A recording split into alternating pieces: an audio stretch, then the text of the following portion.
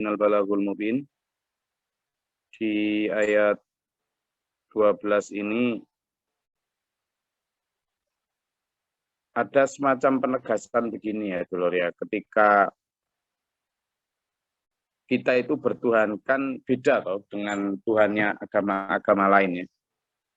Tuhannya agama lain itu sering masih memerlukan simbolisasi. Perlu simbolisasi baik dalam bentuk benda maupun dalam bentuk ilustrasi tertentu. Gambar atau apa ya. Atau bahkan makhluk hidup yang lain. Agama misalnya Nasrani membutuhkan seorang anak Tuhan untuk menjadi sesembahan. Mungkin agama lain juga membutuhkan arca, membutuhkan pohon, atau membutuhkan pusaka-pusaka. Nah, Islam tidak ya. Islam itu penyembahannya itu directly. Penyembahannya itu langsung. Makanya kalimat-kalimat yang dipakai dalam penyembahan itu juga langsung. Iyyaka nasta'in, iyyaka na'budu. Jadi ketika Tuhan-Tuhan yang lain masih membutuhkan simbolisasi, masih membutuhkan satu personifikasi di dalam bertuhan, Islam tidak. Makanya di dalam kalimat penyembahan pun iyyaka na'budu. Ya Allah, hanya kepada Engkaulah kami menyembah. Berarti langsung berbicara langsung kepada Allah. Memang tidak ada manusia yang bisa bertemu langsung dalam konteks jasad ya. Dalam konteks atau definisi langsung mendengar kata-kata Allah, tidak. Para rasul, para nabi saja melalui mimpi, melalui malaikat, dan melalui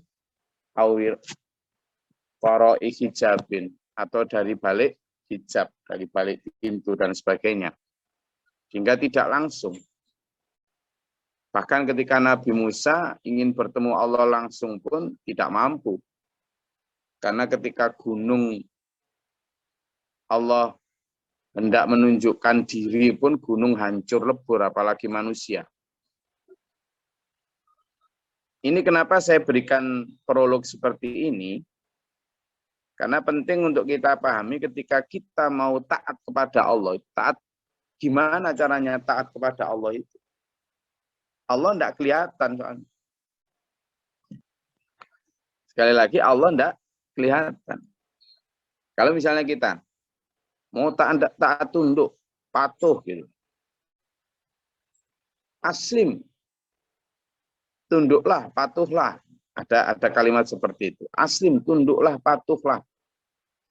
Allah berfirman begitu. Lalu kita misalnya aslamtu li rabbil alamin. Kami taat tunduk patuh kepada Tuhan pencipta alam. Lalu ketaatan kita itu mau kita lewatkan siapa? Kalau itu dalam bentuk barang, persembahan, lewat siapa? Makanya agama atau kepercayaan lain, persembahan mereka itu dilewatkan dengan ke laut. Ya, dah? Disembahkan lewat gua. Atau dipersembahkan ke mana gitu kan. Jadi dalam bentuk gitu, ke gunung dan sebagainya. Sebagai bentuk persembahan mereka kepada Tuhan. Nah kalau Islam yang jelas-jelas Tuhannya Allah, mau diserahkan ke siapa? Kepatuh tunduk patuhan sampean itu. Baik dalam hal jiwa, raga maupun tenaga. Gitu. Harta pun demikian. Itulah kemudian dalam kalimat ini, atiullaha wa atiud rasul. Taatlah kepada Allah dan taatlah kepada Rasul atau utusan Allah. Rasul itu adalah simbolisasi, atau bukan simbolisasi ya, tapi perwakilannya Allah di bumi. Karena kalau manusia mau taat kepada Allah langsung, gimana caranya? Kan gitu. Tidak pernah dengar suaranya Allah, firmannya seperti apa, aturannya seperti apa. Maka hukum-hukum Allah itu dilewatkan Rasulullah yang hadir setiap zamannya masing-masing. Utusan Allah itu sebenarnya macam-macam ya. Utusan Allah itu bisa berupa malaikat. Farsalal malaikah, Allah sering berfirman begitu, kami utus malaikat. Lalu utusan Allah bisa juga berupa angin. Farsalar riyah, itu juga angin. Jadi utusan Allah dalam bentuk angin, apa fungsinya utusan Allah dalam bentuk angin? Untuk penyerbukan tanaman. Ada juga untuk mengazab. Itu Allah juga mengutus angin. Fa'arsalat tufan. Jadi kami kirimkan angin taufan itu. Ya. Kemudian ada juga dalam bentuk burung. Fa'arsalat tayra, ya. Kami kirimkan burung. Jangan kayak seperti fa'arsalat tayra ababil itu. Fa'arsilhim itu kita kirimkan kepada mereka tayran ababil. Sama kalimatnya arsala juga. Itu. Kadang juga kita kirimkan bebatuan untuk mengazab seseorang atau kaum. Nah, ketika diutus fa'arsalar rasul, yang dimaksud adalah manusia, maka fungsinya adalah untuk menyampaikan aturannya Allah. Dan tidak hanya menyampaikan aturan Allah, juga menerima ketunduk patuhan manusia kepada Allah melalui ketunduk patuhan manusia kepada Rasul. Jadi sebagai wakil Allah di bumi itu ya Rasul. Bahasa kerennya Rasul ya dulur ya. Tapi coba gini. Dulu ketika para rasul itu didustakan. Para rasul itu sering gini. La as'alukum min ajrin. Aku itu loh, kok kamu dustakan itu loh. Ngapain? Kamu nggak lihat ketulusanku. Wong aku ini juga nggak minta kamu puji. Nggak minta kamu angkat jadi jabatan tertentu. Juga nggak minta upah bayaran ke kamu. Juga nggak minta agar kamu itu menjadikan aku raja atau menghormati. Enggak. Semata-mata itu inni nadhirum mubin. Inni lakum nadhirum mubin. Saya itu hanya bagi kamu pemberi peringatan itu saja. Kok kamu mendustakan aku itu loh. Kenapa? Dalam ayat lain disebutkan la as'alukum min ajrin in ajriya illa 'ala Allah. Illa 'ala rabbil alamin. Aku itu tidak minta upah kepadamu. Upahku itu semata-mata hanya dari Allah. Nggak enak jadi Rasul itu. Lah sekarang seolah-olah profesi atau pangkat Rasul itu mulia gitu. Enggak, di masa kalau seandainya sampean hidup bersama Rasul itu. Sama kita ini belum tentu jadi pengikutnya Rasul. Karena para Rasul itu kalau di dalam Al-Quran disebut yamshu fil aswaq. Apa maksudnya? Mereka berjalan-jalan di pasar. Wa ya'kulub ta'am. Juga makan makanan seperti biasa. Artinya Rasul itu secara lahir itu ya basyarum mislukum. Manusia biasa seperti kalian. Sehingga manusia itu enggak kok kemudian gampang percaya. Apalagi kayak Nabi Nuh gitu ya. Itu dulu nama aslinya kan konon namanya itu Yaskun. Terus diganti Nuh karena Nuh itu artinya air mata. Sering nangis. Seorang penggembala, bukan bangsawan, bukan ilmuwan. Gitu kan. Lalu ujuk-ujuk mengaku menjadi nabi. Tidak hanya itu, lalu meminta umatnya untuk berhenti dari agama mereka. Waduh. Jadi dianggap remeh, gila, sesat, tidak karu-karuan. Sehingga ketika kita diminta untuk atiur Rasul juga, itu juga sulit. Sudah pun kepada Allah itu gaib, lalu setelah itu ada simbolisasi wakil Allah berupa Rasul, tapi Rasul yang dipilih Allah rata-rata dari golongan orang ardalun wong cilik, sulit lagi untuk percaya. Apalagi sama sulitnya umat percaya pada Rasul, tugas yang diemban oleh Rasul juga sangat sulit. Sangat sulit loh, nggak enak. Makanya dulu Pak Guru Mota itu pernah itu diisukan ngaku jadi nabi dan sebagainya. Jawaban Pak Guru simpel, lalu buat apa saya ngaku jadi nabi?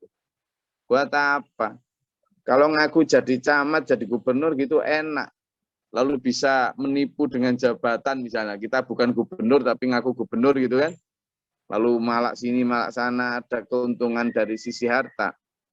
Tapi kalau ngaku jadi nabi, itu dapatnya apa? Semua nabi itu hidup selama hidup itu hanya dicaci maki, didiskriminasi, dibenci, dijauhi. Nggak enak tok. Itu kalau di sisi manusia. Ya kan? Kalau di sisi manusia digituin. Kalau di hadapan Allah, sebenarnya profesi nabi itu kan paling berat. Rasul itu bahasan yang ya dia bahasa Arab. Kalau bahasa kita itu ya gedibal, setrekan, kongkonan, buruh, babu. Babunya Allah. Karena jadi apa yang disampaikan Rasul itu tidak ada lain kecuali apa yang diwahyukan Allah. Hanya diwahyukan Allah. Padahal kayak wahyu Allah gitu ya berat kadang. Kayak Nabi Muhammad SAW ya Tilur ya. Ketika ujuk-ujuk diperintah, enak-enak menghadap ke kiblat itu Baitul Muharram, tapi tiba-tiba oleh Allah dirubah kiblatnya menghadap Baitul Maqdis. Ya aslinya kalau secara manusia biasa, Rasul ngapain sih? Mungkin enak kita ini punya kiblat sendiri, kok malah diperintah ikut kiblatnya orang Yahudi itu loh. Tapi taat itu tadi, taat total, enggak pakai gini gitu, taat gitu aja. Nah itulah, nanti begitu sudah berbulan-bulan menghadap ke Baitul Maqdis, ujug-ujug diperintah lagi menghadap ke Ka'bah atau Baitul Mukarram. Ya taat gitu aja. Sehingga Rasul itu misalnya kayak ada satu cerita ya. Rasulullah punya anak angkat. Bahkan sebelum Islam itu punya anak angkat. Namanya siapa? Zaid. Nah Zaid ini punya istri. Namanya siapa? Siapa? Zainab. Zainab apa Indon? Zainab, Gus. Oh, kok apal gue. Ya. Zainab apa? Siapa satunya itu?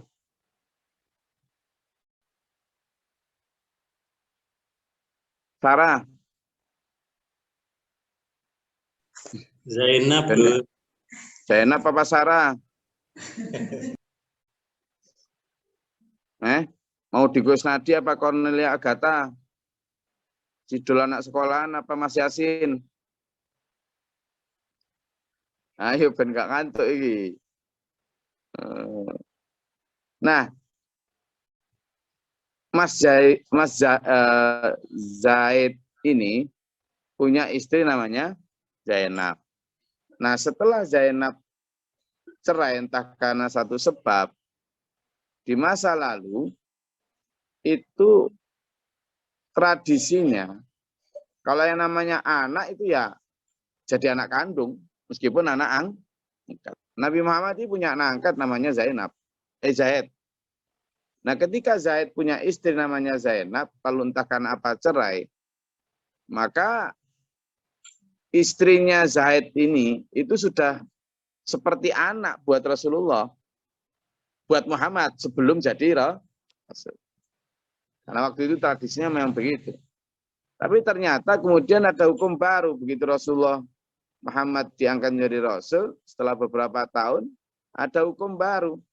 Bahwa ternyata anak angkat itu bukan siapa-siapa. Nggak ada pertalian apapun, juga nggak muhrim, juga nggak menjadikan seorang itu kemudian saling mewarisi harta. Nggak ada hubungan apa-apa. Anak angkat itu ya sekedar orang yang kamu rawat. Nggak ada hubungan. Makanya anak angkat itu harus dijelaskan. Karena kalau dia laki-laki, ketika sudah balik, tidak muhrim sama istri sampean.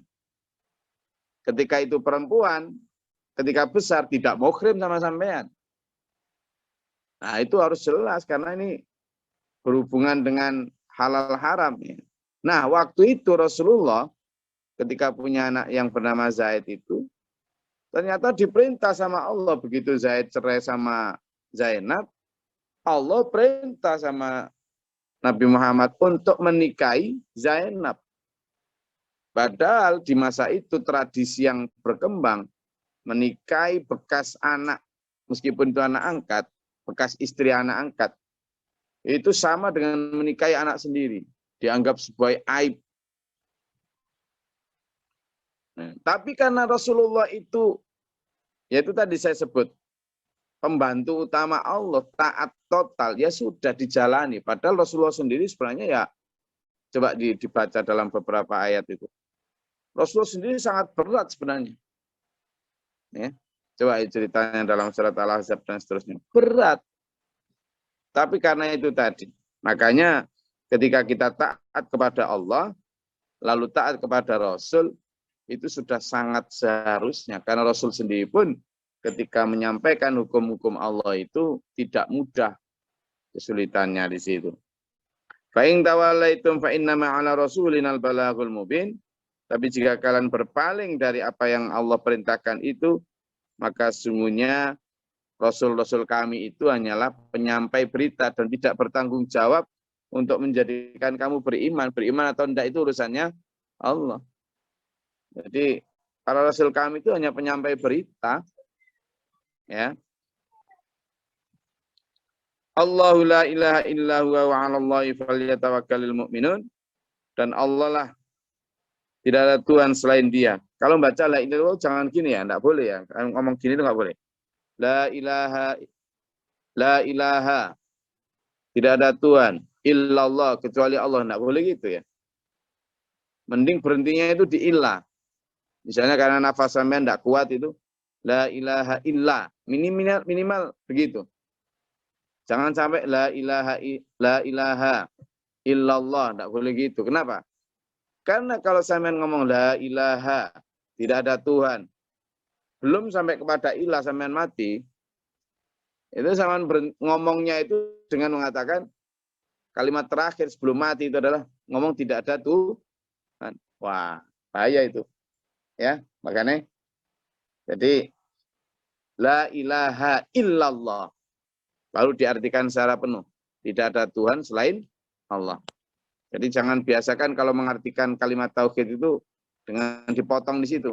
La ilaha, tidak ada Tuhan illallah kecuali Allah, jangan ya. Mending la ilaha illa, tidak ada Tuhan kecuali illallah, kecuali Allah. Allahu la ilaha illa huwa wa 'alallahi falyatawakkalul mu'minun. Dan hendaklah kepada Allah lah orang-orang mukmin itu bertawakal. Dakwah kita atau dulu para nabi mendakwakan juga banyak pertentangannya, termasuk tidak dipercaya.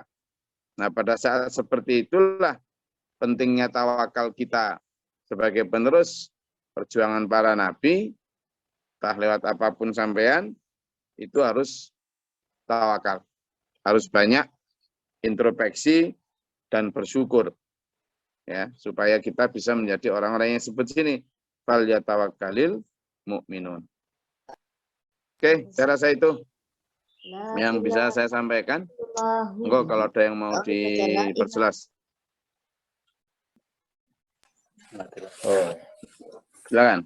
Berkaitan dengan penyakit, Gus, ini yang ada hubungannya dengan keimanan dan kepercayaan, Gus. Ketika ada orang sakit, dibawa ke rumah sakit dan dari dokter sudah divonis penyakitnya itu, dan dari rumah dicarikan orang tua, Gus. Istilahnya ya pengobatan di luar medis gitulah. Nah dari situ divonis dibikin orang, atau kalau disantet gitu ya kalau dari bahasa daerah saya. Nah ketika ditangani orang tersebut, orang yang sakit itu keluar suara yang bukan dari suara aslinya, Gus. Ketika ditanya itu, suara itu datang dari orang yang membuat itu. Ketika ditanya, dipaksa oleh yang mengobati tersebut, nah orang itu mengaku namanya. Nah ini bagaimana, Gus, dalam pandangan Islam itu apa memang benar suara yang keluar dari orang yang sakit tersebut, orang yang membuat itu, Gus? Terima kasih, Gus. Oke. Jadi gini Pak, di surat Al-Falaq, surat An-Nas itu ya, itu memang asbabul nuzul atau latar belakang turunnya surat Al-Falaq, surat An-Nas, itu memang Rasulullah pernah disantet ya. Pernah itu Rasulullah disantet oleh orang Yahudi. Orang Yahudi itu dikenal penyihir-penyihir handal. Tidak hanya di masa Nabi Muhammad, bahkan sejak di masa Nabi Musa. Kalau sampean baca di surat Al-Isra dan seterusnya itu, di Maryam, itu berkali-kali Quran mengatakan as-saharatu. As-saharatu itu para penyihir, para tukang santet, tukang tenung. Nah, suatu hari Nabi Muhammad SAW sakit cukup parah. Setelah disediki, ada dua malaikat datang menjenguk beliau. Kemudian ternyata beliau ini kena sihir seseorang yang bernama Labid bin Aqsam. Labid bin Aqsam ini seorang Yahudi, penyihir Yahudi hebat. Gitu. Jadi ternyata sihir itu adalah gulungan rambut beliau yang entah didapat dari mana. Kemudian diikatkan ke ada 11 buhul tali. Nah, buhul tali itulah yang disebut di dalam surat Al-Falaq sebagai al-uqad. Jadi memang sihir itu ada, santet itu ada. Mereka bekerja sama dengan jin-jin itu. Ya. Bahkan dalam salah satu surat disebut ada jin yang memang bekerja sama dengan manusia untuk mengajarkan sihir. Yakni jin itu adalah Harut wa Marut.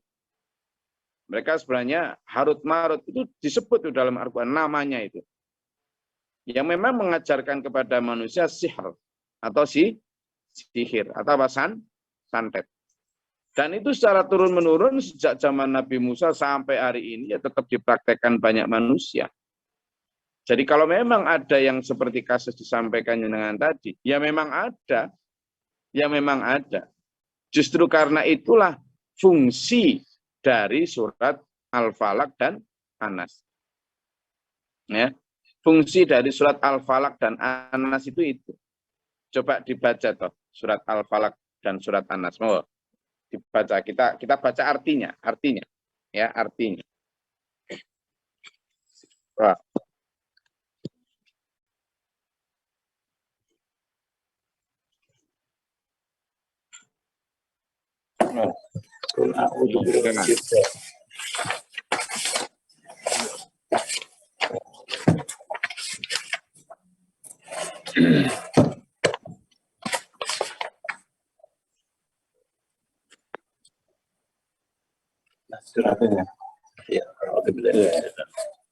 Bismillahirrahmanirrahim.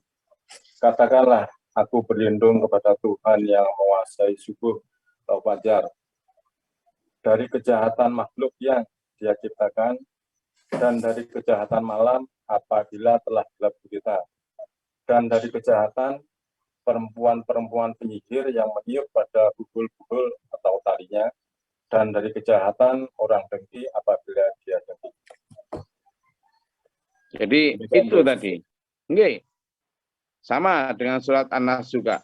Jadi kemudian an-nafat wa min syarrin nafatsati fil. An-nafatsati itu adalah para penyihir itu dulu memang digambarkan sebagai perempuan.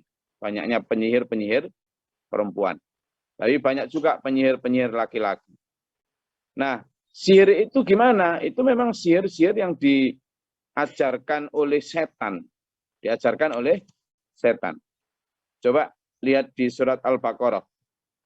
Buka lagi di surat Al-Baqarah. Ayat 102.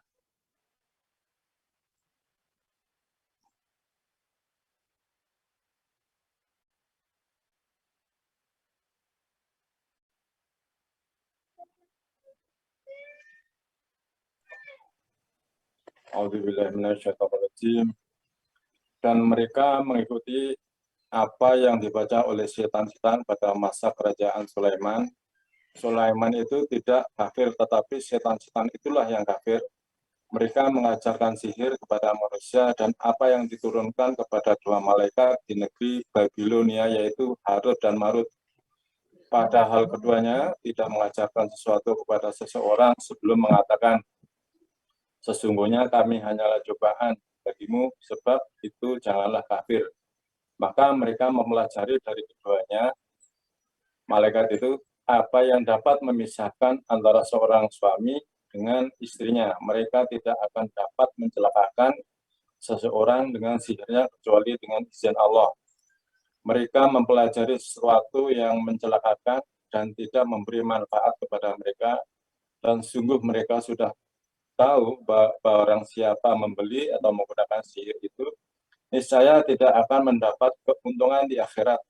Dan sungguh sangatlah buruk perbuatan mereka yang menjual dirinya dengan sihir sekiranya mereka tahu. Oke. Demikian, Gus. Jadi, di situ udah jelas itu. Setan itu mengajarkan sihir. Di situ disebut Harut dan Marut. Ada memang perbedaan pendapat tentang siapa Harut dan Marut itu. Ada yang mengatakan bahwa mereka adalah malaikat, dua malaikat yang mengajarkan sihir, tetapi dengan mengatakan, ini aku ajarkan kepada kalian agar kamu tidak mengikutinya. Aku sampaikan ini biar kamu tidak mengikutinya. Bahkan sihir itu ada di antaranya adalah untuk menceraikan suami istri. Naudzubillah min dzalik. Gitu. Maka termasuk juga sihir yang misalnya pelet, apa segala macam itu. Nah, ada juga ahli tafsir yang menyatakan bahwa Harut Marut itu sebenarnya adalah manusia yang memang diajar setan sihir, lalu mereka juga mengajarkan kepada orang lain tentang sihir itu. Terlepas dari apapun mereka itu, apakah malaikat yang bini, sihir itu ada. Sihir itu ada. Sejak dulu. Bahkan Nabi Musa pun pernah disihir. Sampai kemudian tidak bisa keluar dari hutan itu. Lalu kemudian berdoa kepada Allah, karena Nabi ya dilindungi Allah. Sehingga berdoa kepada Allah, lalu kemudian diberi tunjuk bahwa kamu kena sihir, maka bacalah ini, dan seterusnya. Sehingga ketika misalnya yang disampaikan jenengan tadi, ya sudah. Kalau sudah ada tanda-tanda semacam itu, kita langsung berlindung Allah dengan membaca banyak surat ini. Ini yang jelas-jelas diajarkan Quran. Tidak usah baca ayat-ayat, bacaan-bacaan lain yang tidak diajarkan oleh Quran. Jadi orang kesurupan, orang kemasukan, banyak memang buktinya ada kok. Orang kalau kena santet, naudzubillah min dzalik, lalu keluar dari mulutnya ya mulai kotri, giras, nggak karu-karuan, ya ada memang terjadi betul. Dan kayak gitu itu makanya kita berlindung kepada Allah dari segala macam kejahatan yang demikian. Okay? Dan jangan pernah meminta para dukun ahli-ahli bugul itu untuk kepentingan apapun meminta tolong. Jangan. Ya, jangan. Karena siapa yang datang ke dukun atau untuk syirik, maka selain dosa syirik, amal mereka selama 40 tahun hilang.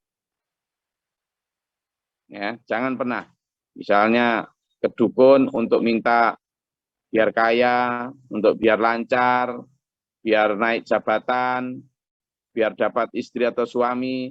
Kalau cuma dapat istri atau suami, ngomong GG. Nggak usah ke dukun, nggak usah. Kalau cuma untuk biar dagangannya laris, ngomong GG. Nah, sudah, nggak usah ke dukun. Terus gimana Gus? Nanti diapain sama Gus Glory kalau dagangannya laris? Ya jualan, promosi. Sini tak ajarin bikin iklan. Nah, gitu ya. Ke dukun ngapain? Nah kalau ke Gus Glory nanti ada biayanya enggak? Nah ini kita bisa bicarakan. Nah, kalau gitu dukun lagi jadinya saya. Ya jangan sekali-kali ke dukun. Gus Glory itu kalau pas hatinya sumpek saja. Sumpek karena mikir dunia, nanti tak ajak mikir akhirat, jadi lapang namanya. Pernah itu waktu awal-awal saya di Bali itu, ada orang yang lagi bangkrut itu. Jadi orang kaya, datangnya aja kalau nggak bawa Fortuner nggak mau dia. Tapi sedang bangkrut lah, kaya tapi sedang bangkrut. Nah itu juga gitu. Tiap pagi, saya kan waktu itu belum punya apa-apa, masih tinggal di gubuk reot di tengah rawa gitu, sehingga orang ngiranya itu saya sedang nyari wangsit jadi dukun mungkin. Kalau datang itu ngeleset gitu ya gitu, ngomong minta ini minta itu gitu. Seandainya saya waktu itu jual ludah gitu mungkin laku juga. Jadi saya seandainya waktu itu pura-pura cuh gitu mungkin karena ada beberapa orang juga yang datang kemudian tak suruh baca ini itu lalu laris. Saya malah jangan sampai laris. Nanti kalau laris saya dipikir dukun, datang banyak, repot saya. Saya ini profesional trainer, dukun jadi dukun gimana. Jadi jangan ya, jangan pernah datang ke dukun. Sengganteng apapun dukun itu. Ya. Seterkenal apapun, jangan. Ya, karena mereka sebenarnya bersekutu dengan jin. Ya. Nambah sedikit, Gus. Ya. Masalah saya juga sering melihat sendiri untuk pengobatan itu keluar yang suara yang keluar dari si pasien itu suaranya orang lain, Gus, yang keluar itu apakah tidak memungkinkan untuk makhluk lain itu masuk ke orang si pasien itu untuk menyesatkan kita agar kita bisa berfitnah atau menghakimi atau menuduh seseorang yang membuat kita. Demikian, Gus.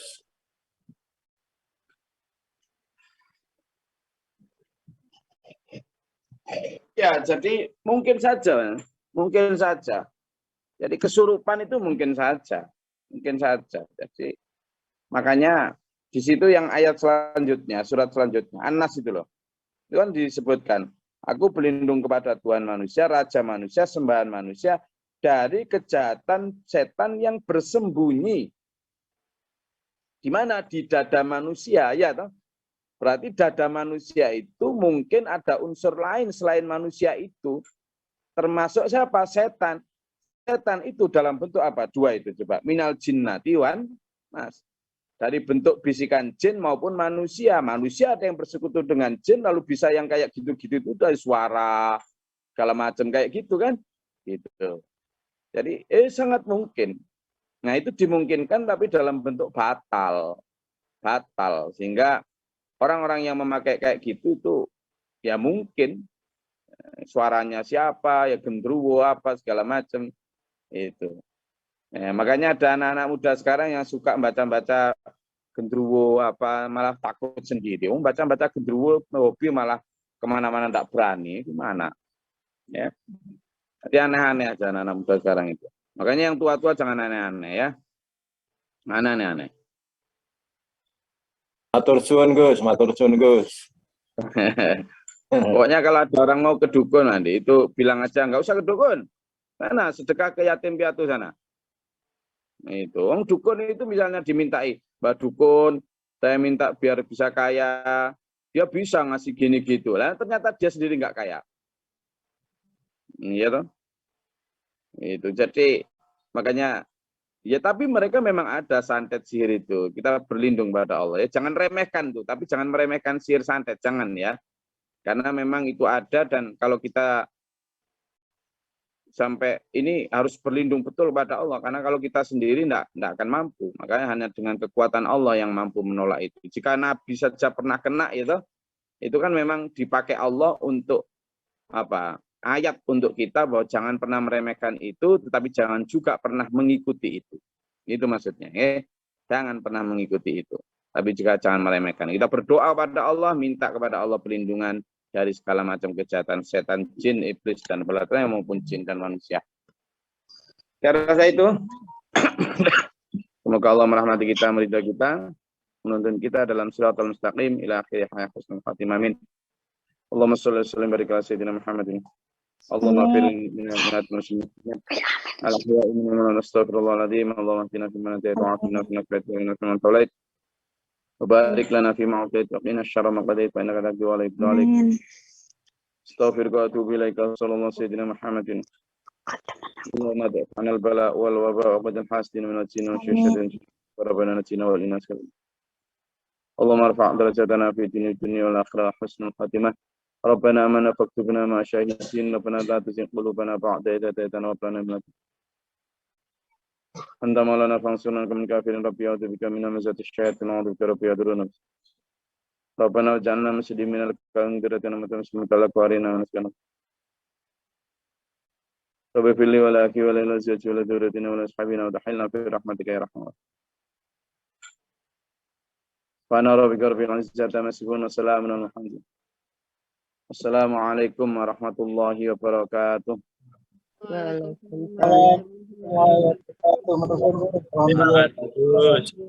Allahumma rahamna bil Qur'an Allahumma imaman wa nuran wa hudan wa rahmatan